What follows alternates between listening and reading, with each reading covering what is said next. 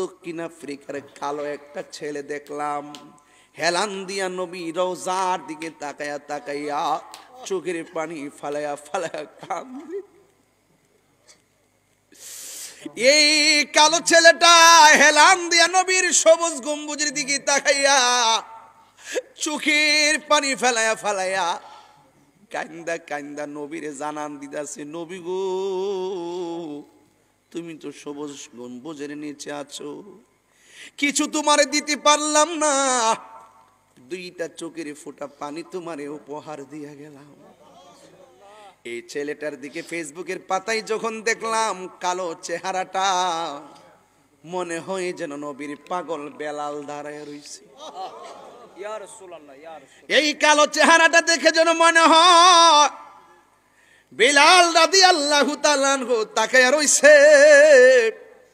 ও বন্ধুরে, প্রেম এমন একটা জিনিস যে প্রেম সাদা বোঝে না, কালো বোঝে না, ধনী দরিদ্র প্রেমের কাছে হার মানে। ও যুবক, এই নবীর জন্য দিওয়ানা হয়ে যান।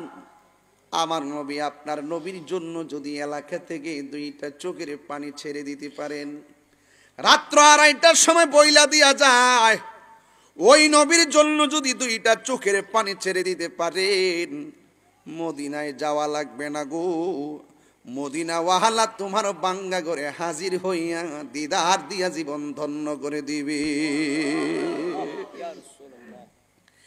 এই জন্য যুবক, মদিনা রে মদিনা, তুমি এত দামি কেন? মদিনা বলে নবীর কদম লেগেছে বলে আমি দামি হয়েছি।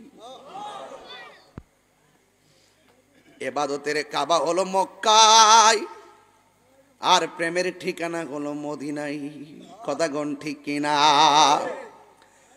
আমার নবী আপনার নবী বলেন, যেই ব্যক্তি আমি নবীর রওজা মুবারক জিয়ারত করবে, আমি নবী তার জন্য সুপারিশ করা আমার জন্য ওয়াজিব হয়ে গেবে। সোনার মদিনা বহু দূরে,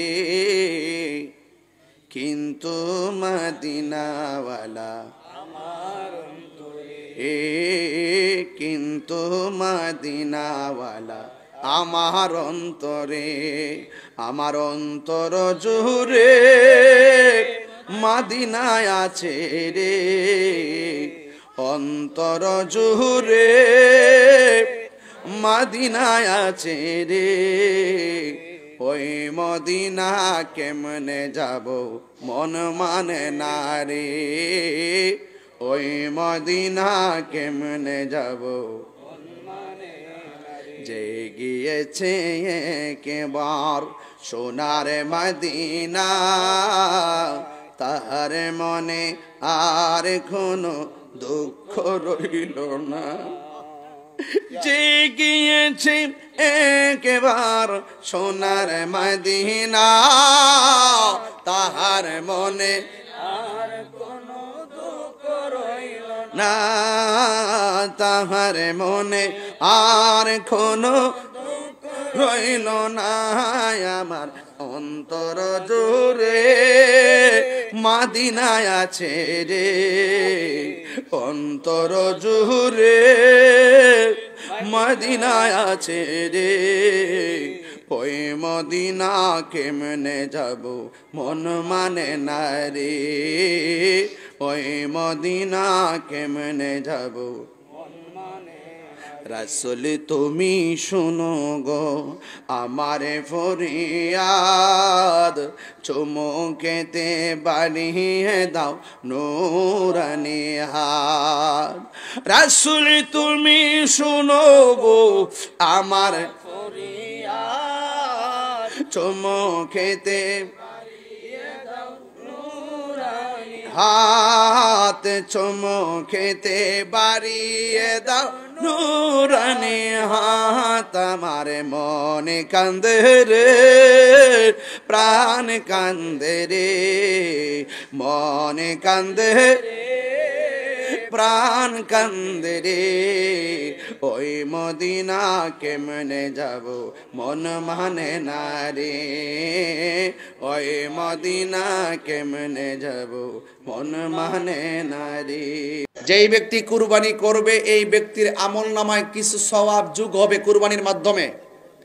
এক নম্বর হলো কুরবানির পশুর গায়ের মধ্যে যতটা পশম থাকবে সেই পরিমাণ নেকি আল্লাহ দান করবে।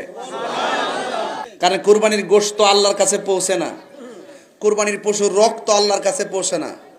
রক্তটা মাটিতে পড়বার আগে কুরবানি কবুল হয় যদি তার অন্তর ঠিক থাকে।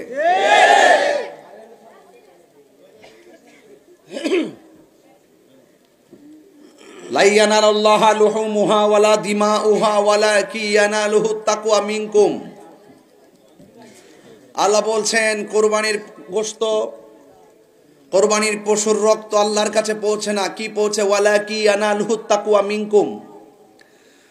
বান্দার অন্তরে তাকওয়া আল্লাহর কাছে পৌঁছে। এই কুরবানিতে অনেক ধরনের অসঙ্গতি আমরা দেখি। কি দেখি? কুরবানির পশুরে হাত পাও এমন ভাবে বাইন্দা ফালাইয়া এরপরে ছুরি দাঁড় দেয়। এই কষ্টটা দিয়েন না, ছুরিটা আগে দাঁড় দিয়ে রাখেন, ফালাইয়ে জব করবেন আল্লাহু আকবার দিয়া। আবার এক পশু আর এক পশুর সামনে জবাই করেন না, দেখেন পশুর চোখ দিয়া পানি ফালায় কান্দে। এটা আপনারা বোঝেন না, তবে ইতিহাসটা কইয়া দিয়া যাবো আজকে নিকলির জমিনে। কষ্ট আপনাদের। কোরবানির পশুর রক্ত কি আল্লাহর কাছে পৌঁছে? গোশত পৌঁছে? তো পৌঁছে কি? তাকওয়া। বলে না পৌঁছে কি? মানুষকে দেখাইবার জন্য গরু কিনলে কুরবানি হবে না।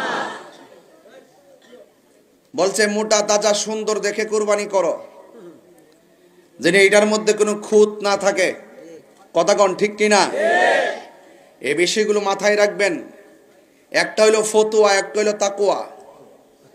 তাকওয়া আর ফতুয়া বুঝদা চললেন, কুরবানিতে তাকওয়াটা আল্লাহর কাছে পৌঁছে।